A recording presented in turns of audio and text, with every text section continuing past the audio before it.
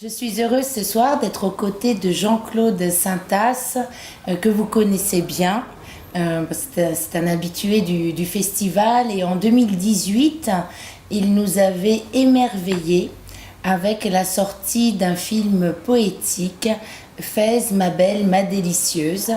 Et j'ai voulu ce soir, lors de cette soirée consacrée à Fès, Fès l'inspiratrice, que Jean-Claude aille un petit peu plus en profondeur dans la conception de son merveilleux film. Et j'ai quelques questions puisque le thème de la 13e édition du festival porte sur l'art de la transmission. J'ai voulu voir avec lui la transmission des maîtres soufis dans son œuvre parce qu'elle est très présente, parfois en filigrane, quelquefois beaucoup plus présente qu'en filigrane. Voilà. Donc, merci Jean-Claude de nous faire l'honneur d'être parmi nous à nouveau. Alors, c'est vrai que nous ne sommes pas en direct de Fès, hélas, mais de la Maison du Maroc à Paris. Mais merci de nous faire cet honneur. Merci en tout cas au festival aussi de m'inviter à nouveau. Festival qui me tient beaucoup à cœur puisque il y a 13 ans, quand le festival naissait, je participais à la première édition de ce festival qui d'ailleurs ne portait pas le nom de Festival de la couture soufie mais Festival du soufisme. Et voilà, c'était une époque encore héroïque à Fès où la culture prenait le pas sur la nécessité de partager, quoi.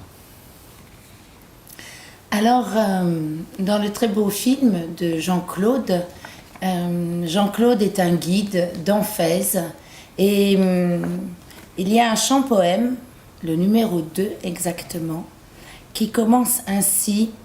Mon frère, je marche dans tes ruelles.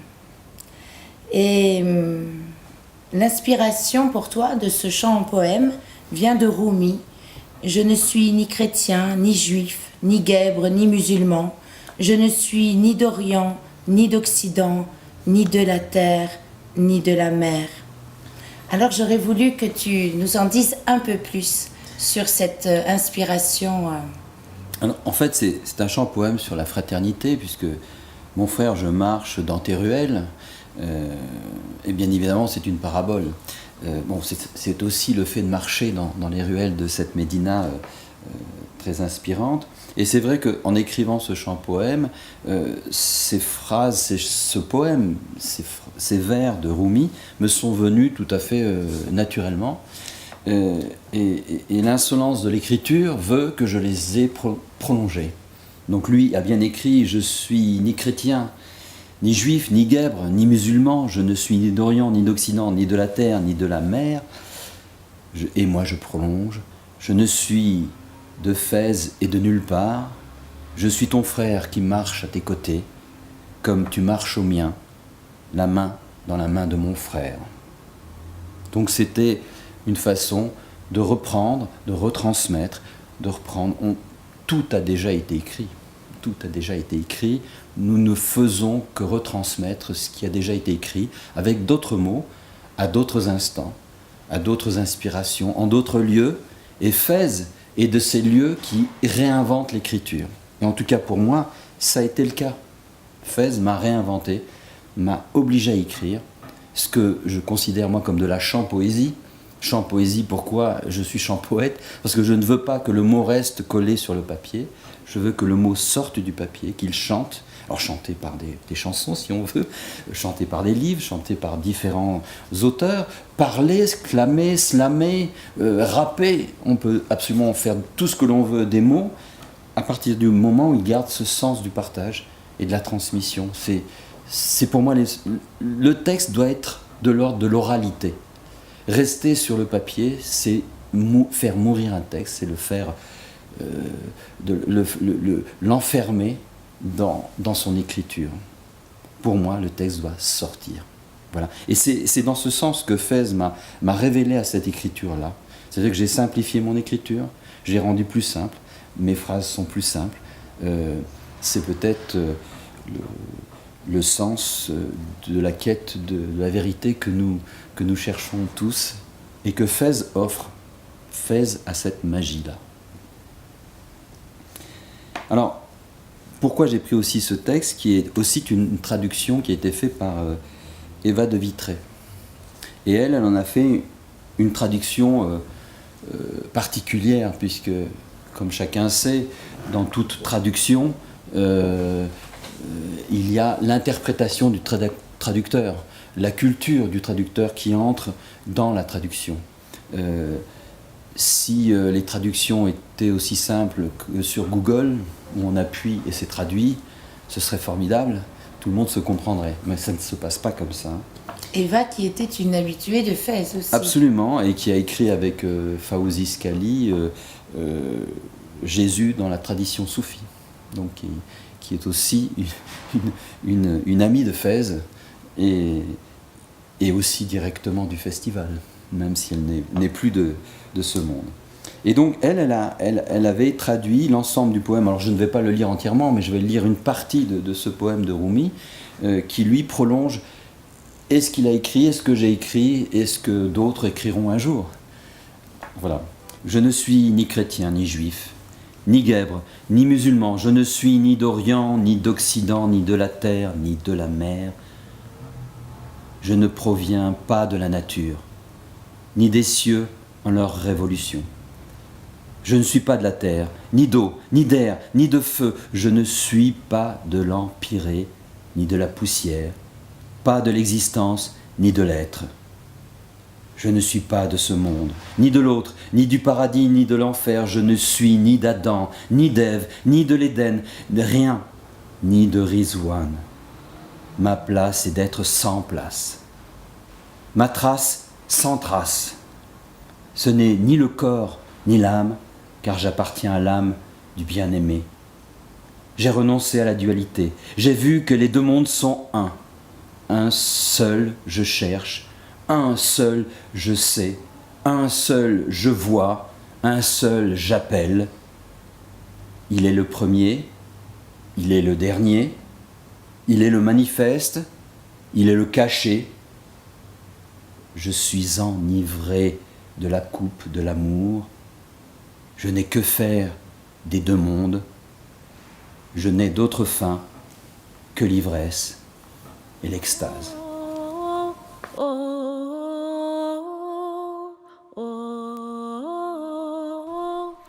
Je marche dans les ruelles, me cache des rayons du soleil. Je longe les ruelles, caresse ces murs plantés jusqu'au ciel, ces murs muraillant la demeure.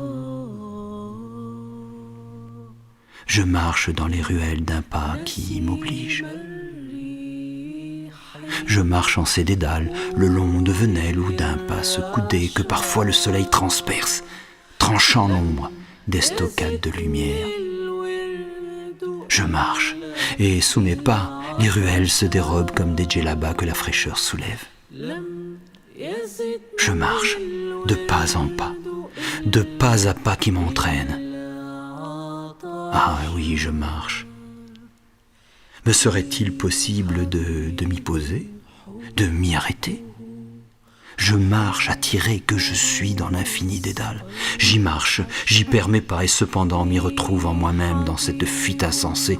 Je me croise en des temps andalous. Je marche, oui. Oui, je marche, ma belle Andalouse. Toi qui t'offres depuis des siècles aux passants cheminants, je marche ici, chez toi. Je passe aussi. Je marche sans m'y perdre. Aurais-je déjà vécu en ces lieux?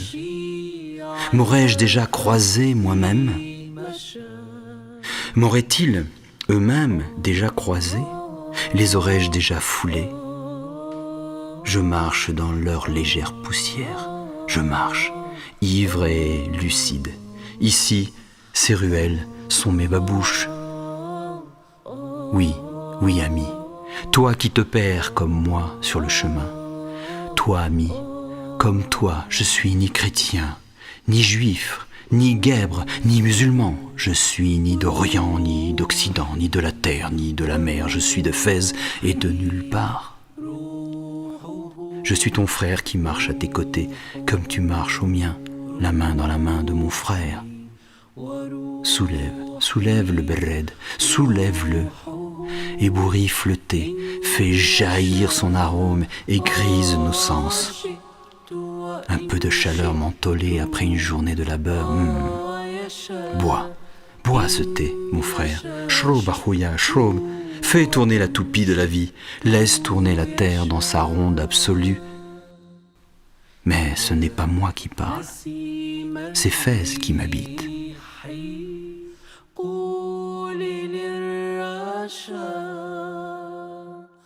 لم يزدني الورد إلا عطشا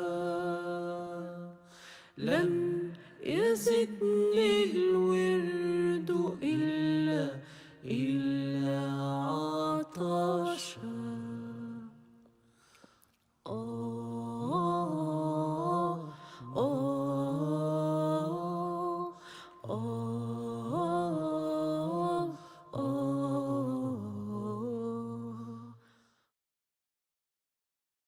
Merci beaucoup Jean-Claude pour cette belle pérégrination dans les ruelles de Fès. Et cette pérégrination m'inspire un autre chant-poème qui est le numéro 5. Hors du temps, tu t'enivreras du tout. Parce que dans cette pérégrination, on perd la notion de géographie, de là où on est. On se perd facilement dans les ruelles de Fès. Et on perd la notion du temps aussi. Et pour te citer, tu dis « Et si par hasard, à l'al-hasard, la lumière te saisit, tu recevras alors les gemmes de la sagesse. » Alors j'ai deux questions à te poser. Les gemmes de la sagesse font référence à l'œuvre d'un grand maître du soufisme qui est Ibn Arabi, et notamment donc les Fusus al-Hikam. Donc ça, c'est ma première question, le fait de retrouver ce grand maître en filigrane. Pourquoi ce grand maître en filigrane à Fès? Et j'aurais souhaité que tu nous parles aussi de la Magana, cette horloge en face de la Médersa Bouananiya, que nous voyons souvent lors de nos tables rondes à la Médersa. Merci beaucoup de...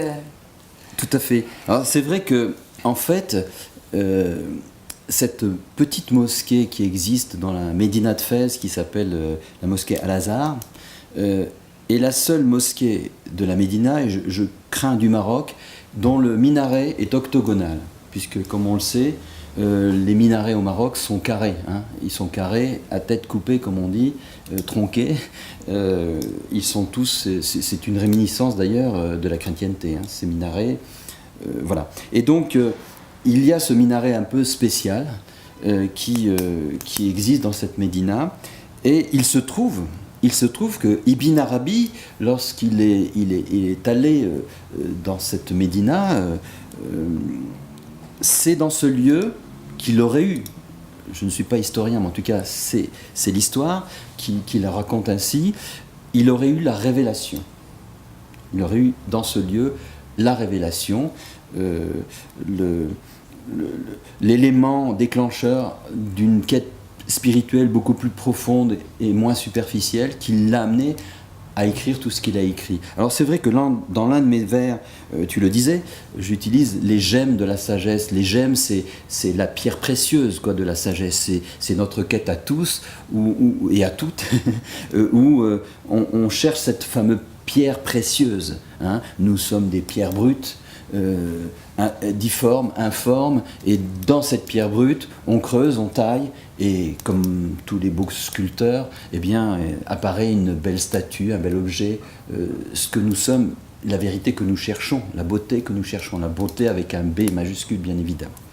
Et donc, c'est vrai qu'on a tous dans notre vie un moment où il y a ce déclenchement qui fait que on a une forme de révélation, une forme d'appétence à quelque chose qui nous dépasse, un indicible, quelque chose qu'on caresse, on imagine que c'est là, on ne sait pas trop où c'est, mais on sait qu'il est quelque part. D'ailleurs, j'entendais notre ami Khaled Roumeau, l'écrivain poète interreligieux, qui n'a pas sa parole dans sa poche uniquement et dont j'apprécie l'esprit. J'apprécie l'esprit, à qui un jour on offre un livre, un peu comme ça par hasard, et on lui offre le livre du dedans de Rumi.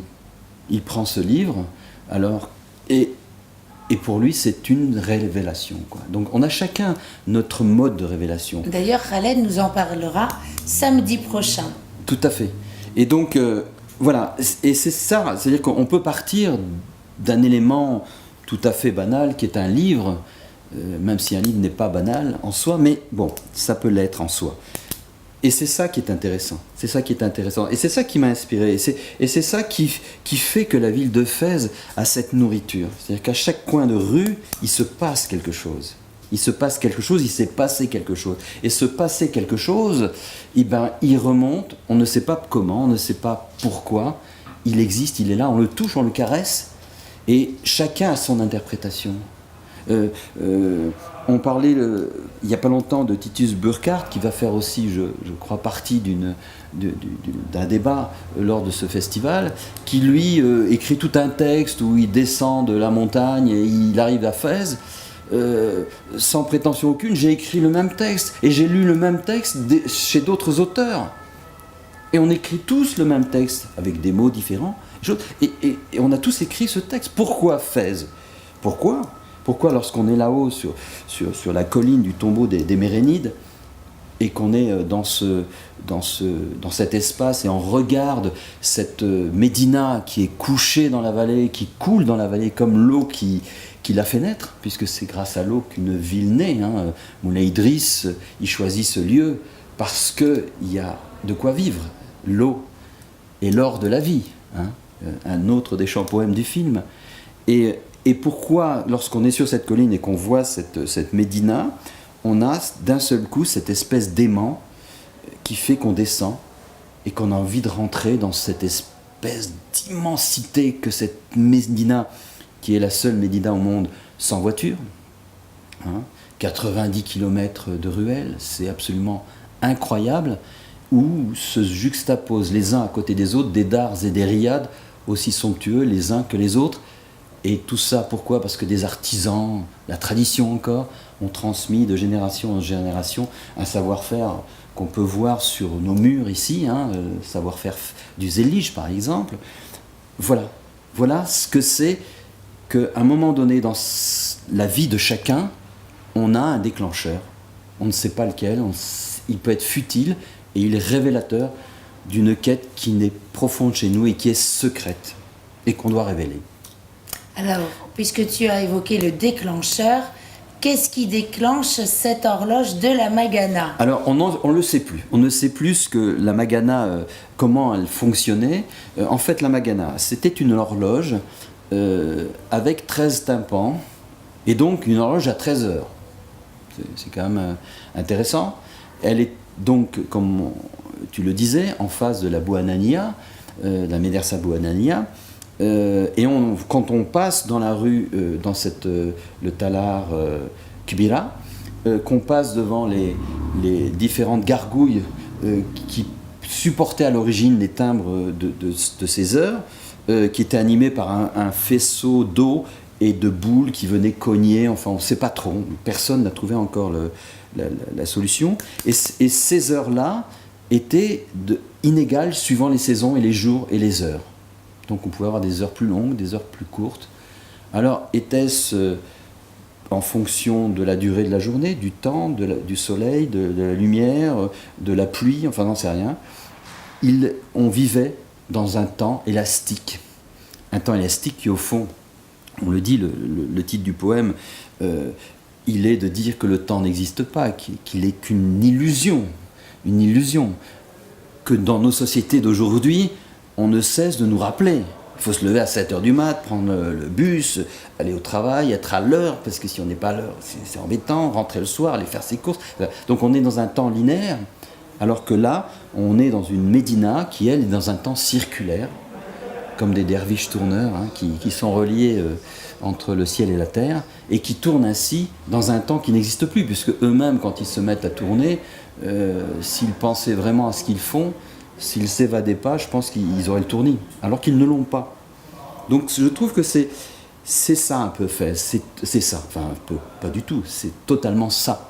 Et la Magana, c'est ce symbole-là. Alors, chose un peu intéressante aussi, c'est que qui a vécu dans ce lieu, à la Magana? Maïmonide, donc le juif médecin, philosophe, qui a vécu aussi dans ce lieu. Donc voilà, Fès, c'est ça, c'est tout le temps des surprises à chaque coin de rue. On parlait tout à l'heure d'Ibn Arabi avec la mosquée Al-Azhar, là on parle de la Magana avec Maïmonide, et ainsi de suite. Et cette richesse de 12 siècles d'histoire font que cette ville nous absorbe, nous surprend et nous pose question par rapport à nous-mêmes. Elle nous laisse un peu seuls, quoi, finalement. Elle nous laisse seuls, hors du temps. Tu t'enivreras du tout.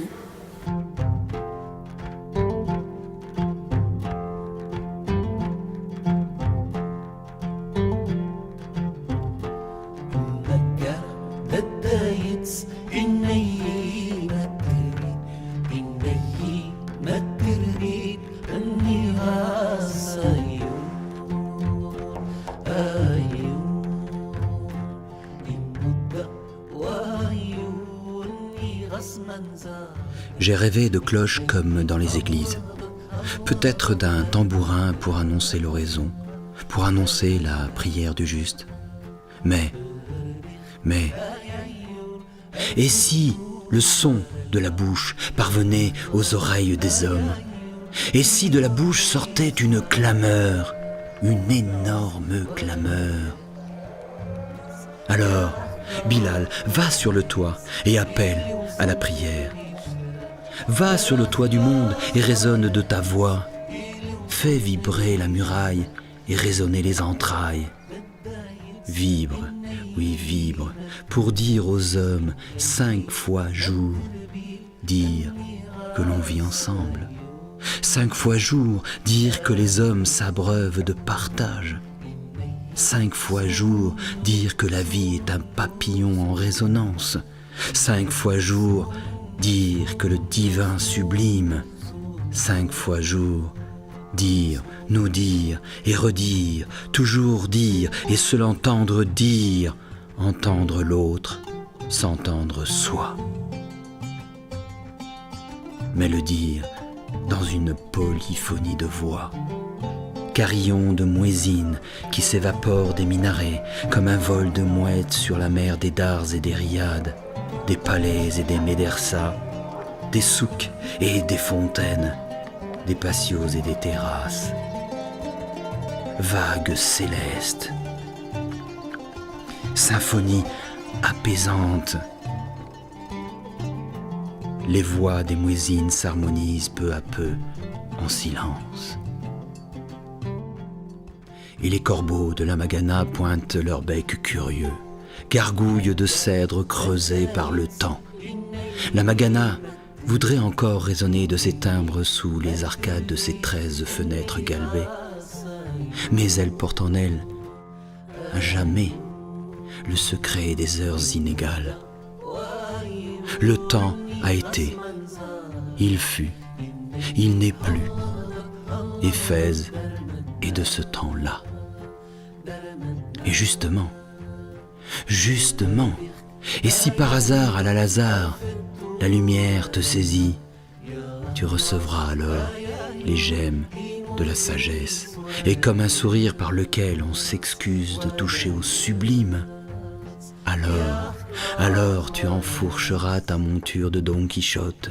Tu n'auras plus le choix que de poursuivre ta quête, rêver cet impossible rêve, tenter d'atteindre l'inaccessible étoile. À jamais, tu seras voyageur, de même que tu ne pourras t'établir nulle part. Alors, à l'écoute de ta propre voix, tel un Rioja ensorceleur, tu t'enivreras de tout.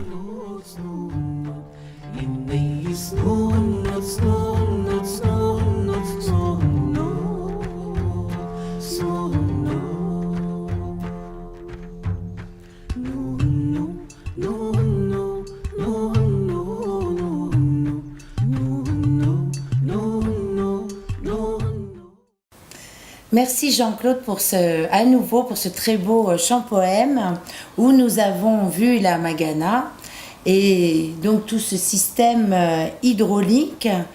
Et cela me fait penser à un autre chant-poème que tu as écrit, le numéro 6, L'eau lors de la vie. Et ce chant-poème, tu m'as dit que l'origine venait d'un vers poétique que t'avait offert le chanteur Abdel Malik dans une dédicace. Dans les jardins, les fleurs sont multiples, mais l'eau n'est qu'une. Alors c'est vrai que l'eau est importante aussi dans l'enseignement spirituel. Non seulement c'est le vivant, la source de la vie, comme tu dis, l'or de la vie, et l'eau rejoint la pérégrination. Parce que pour qu'elle reste vivante, cette eau, elle a besoin de mouvement, de ce mouvement que nous avons eu depuis le début dans les ruelles de Fès notamment. Alors je voulais que tu nous en dises un peu plus sur justement la genèse de ce chant-poème.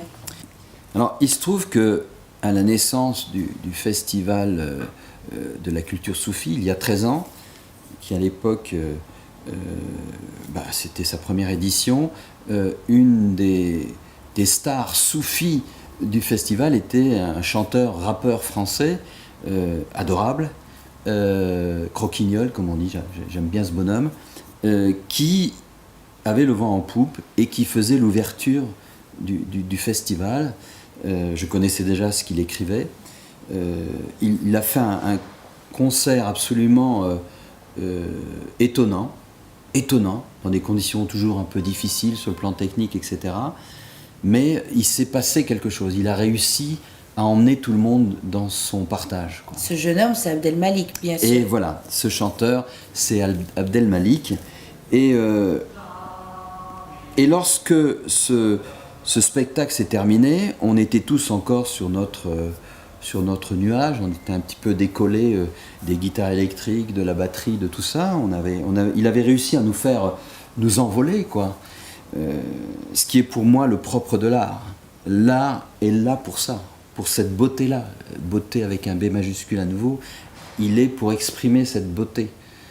Pas l'expliquer, l'exprimer, la caresser. Et si on n'arrive pas à l'exprimer, au moins la caresser. Et à la fin de ce spectacle, je vais le voir en loge, on discute à nouveau, et il me dédicace son livre, et il me met simplement une phrase qu'il me dit soufi, et qui est une phrase qu'il a écrite dans une de ses chansons, qui est « Dans les jardins, les fleurs sont multiples, mais l'eau n'est qu'une. Dans les jardins, les fleurs sont multiples, mais l'eau n'est qu'une. » Bon, on reçoit cette phrase comme un cadeau du ciel, et puis on essaie de l'entendre, puis de l'écouter, et puis de la laisser tomber. Et puis voilà, et puis les choses se passent comme ça. On parlait tout à l'heure des passeurs, de la transmission. C'est de la transmission, là. Là, on est parfaitement dans le fait de transmettre quelque chose, d'ouvrir un message à l'autre. Alors peut-être que lui, sur cette phrase, il était plus en avance que moi sur cette réflexion-là. Moi, je ne l'étais pas.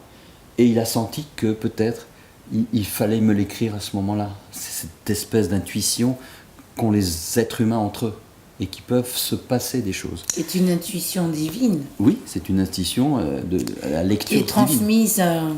Par nous-mêmes. Oui, oui, tout à fait. On est, et donc, voilà. Donc, à partir de là, je l'ai gardé dans un coin de ma mémoire. Et puis, lorsque j'ai écrit ce chant-poème « L'or de la vie », l'or de la vie, cette phrase est revenue comme une évidence, comme tout à l'heure pour la phrase de Rumi ou les gemmes de la sagesse d'Ibn Arabi. c'est la même chose, ça vient comme ça. C'est cette transmission que ces mots m'ont déjà fait antérieurement au jour que je vis. Et donc, voilà. Et c'est vrai que l'eau, en dehors de la symbolique, de cette unicité, hein, elle est aussi un élément de vie, comme tu le disais tout à l'heure. Et là, je prendrai 2 vers du chant-poème. L'eau serpentine traverse la Médina de part en part. Elle s'écoule en un sentier Elle s'écoule en un sentier labyrinthique de patios en jardin, de médersas en fontaine, d'étals en caniveaux, de cruches en théières, de vasques d'alblution en cuves de tanneurs. L'eau y prend toutes les formes. L'eau y prend toutes les formes et donne forme à toute chose. L'eau serpentine traverse la Médina de part en part. Elle s'écoule en un sentier labyrinthique de patios en jardin, de médersas en fontaine, d'étals en caniveaux, de cruches en théières, de vasques d'ablution en cuves de tanneurs.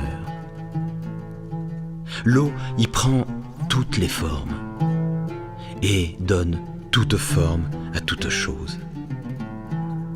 De l'outre du porteur d'eau à la coupelle qu'il porte à ma bouche, l'eau abreuve les hommes. Verse-moi du vin dans ta coupe. Laisse-moi y tremper mes lèvres, y sentir l'essence d'essence. Oui, verse-moi une larme, et que l'ivresse m'envahisse les papilles. Toi, les chansons facies, verse l'eau dans le calice de ma main, que mon visage et mon cœur se rafraîchissent. Éteins le feu de l'enfer, arrose les fleurs du paradis et enchante le monde.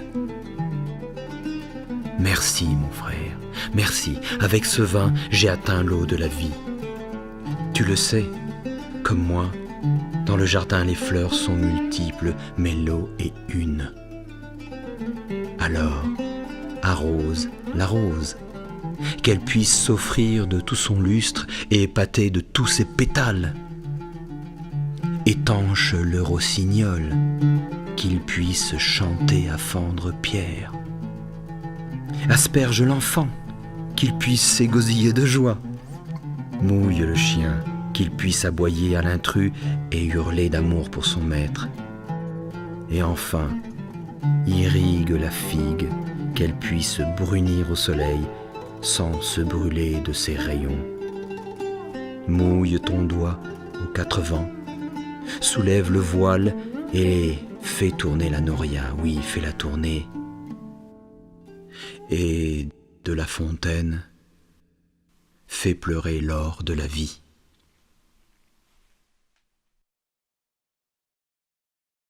Nous arrivons au terme de cette pérégrination dans ton film, Jean-Claude, Fès, ma belle, ma délicieuse, avec le chant-poème numéro 4, Dentelle d'art et de sacré, Zélige, Stuc, Zouak. Ce dernier chant-poème illustre tout à fait le thème de la 13e édition du festival, l'art de la transmission, et en 2 parties. Parce que dans ce chant-poème, il est question d'art et de transmission, et je voudrais justement que tu nous parles de l'art et de la transmission à Fès. Alors, c'est vrai que Fès est le plus pur esprit de l'architecture islamique au Maroc. C'est là qu'on trouve les plus beaux éléments architecturaux qui ont pu être réalisés. Il se trouve que du temps de feu Hassan II, Hassan II avait commandé à André Paccard, qui était un architecte français, de rénover un certain nombre de palais marocains dans la pure tradition de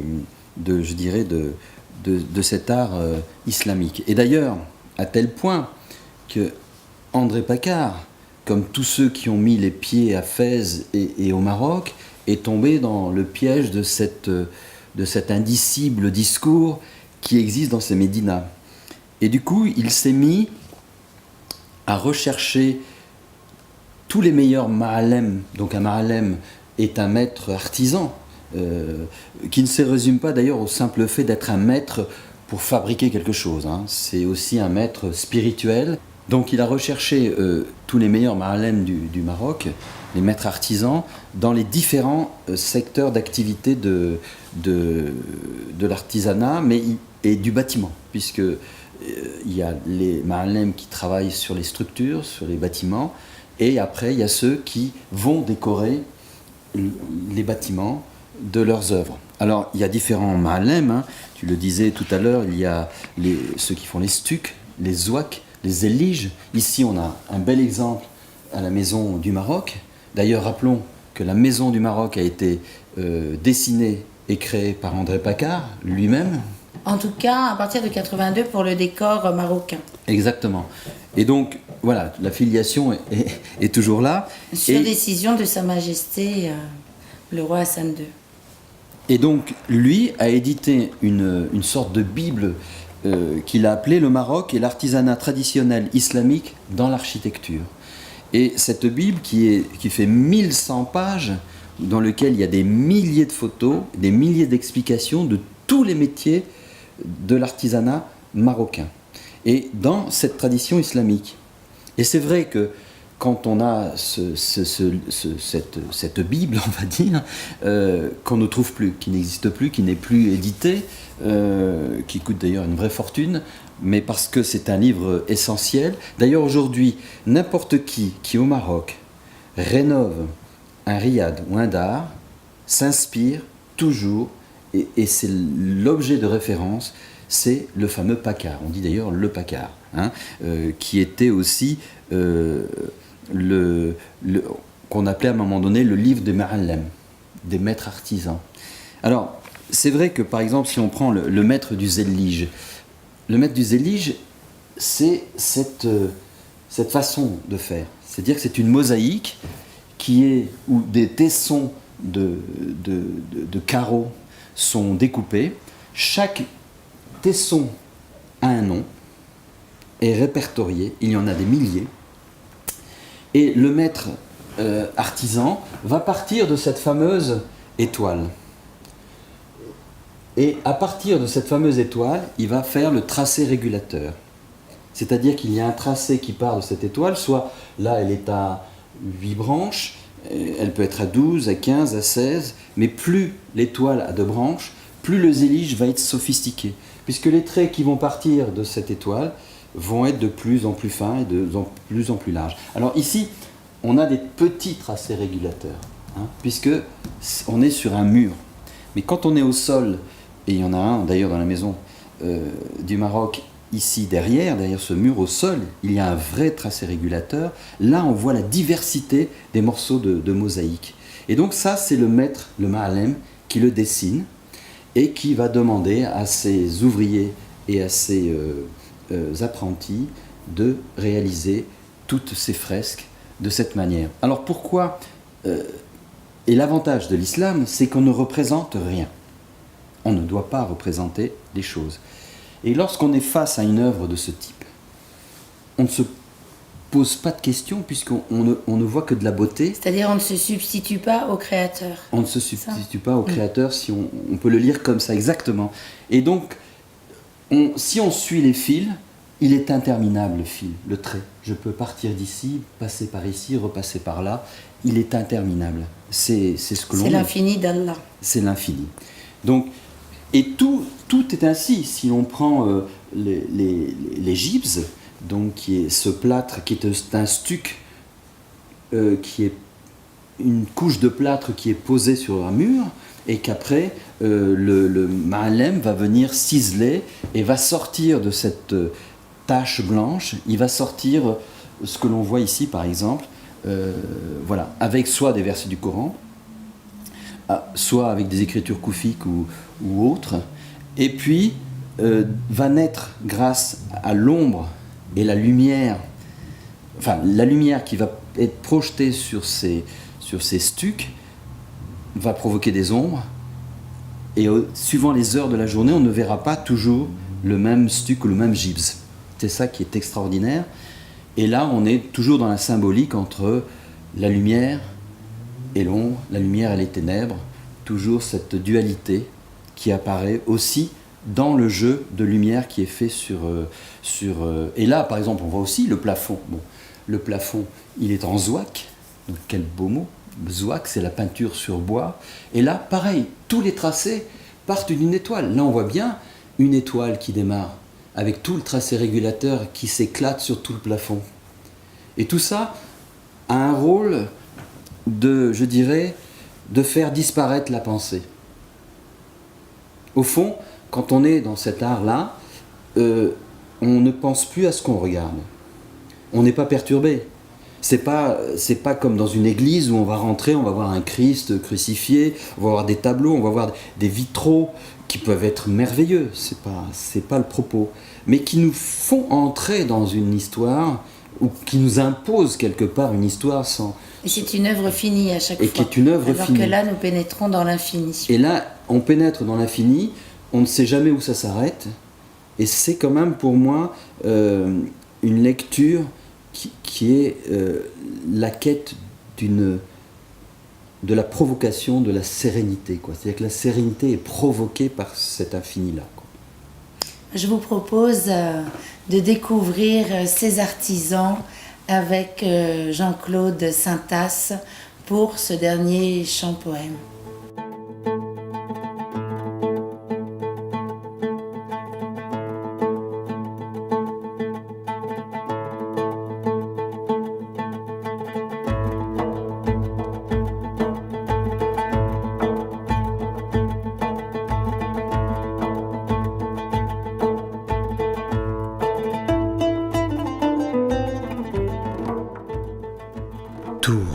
Tourne-boule, ma tête tourne dans cette danse. Dans ce tourbillon, les pensées s'évanouissent et prennent la forme du divin. Sous le rebord de la verte tuile souffle le vent de la connaissance. Il abrite de la pluie le cèdre incrusté, le plâtre sculpté, la mosaïque excisée et le plafond zouaqué. Tourne, oui, tourne, une paume au nadir et l'autre au zénith. Dans cette spirale, ma tête tourne. Les yeux se parent des beautés que la main de l'homme a façonnées. Les yeux, c'est l'esprit qui entre dans la matière. Ô, toi, Mahalem, maître du zélige, tu t'acharnes inlassablement sur le carreau d'émail. Tu t'acharnes à biseauter l'argile cuite au noyau d'olive, poussière de terre devenue mosaïque. Ô Mahalem, que la terre est belle dans sa mutation. Au cœur brille une étoile que les rayons vont enluminer, et de cette étoile capitale, sceau de Salomon, rayonne le tracé régulateur. Ligne qui se noue et se dénoue sans limite, ni début, ni fin, dans le fil d'Ariane des motifs. Ô Mahalem, souligne les lambris des éliges, souligne-les telle une plante grimpante jusqu'à la blanche rupture des gypses, là, où la parole excisée en calligraphie cursive et entrelacs koufiques parle à l'esprit. Et toi, oui, toi aussi, toi Mahalem, maître du gypse, du blanc laiteux et soyeux du plâtre, tu extrais des galons de dentelle, dentelle blanche que la lumière dessine en plein et en creux. De ton ciseau, tu délivres le lustre de l'informel. Tu sculptes sur ta monture, noble chevalier, l'enluminure, le polygone étoilé et le chapiteau dans sa florale rosace. Quel panache! Tu sais dans ce vitrail immaculé faire parler la lumière, lui faire dire la nuance entre le noir et le blanc, entre le gris clair et le gris foncé, entre le jour et la nuit, séparer le subtil de l'épais, tout est là. Tu accroches au mur l'infiniment petit, au Moukarnas l'infiniment délicat et au plafond l'infiniment céleste. Et toi, Mahalem, maître du zouak, tu portes le trait au-delà du pinceau.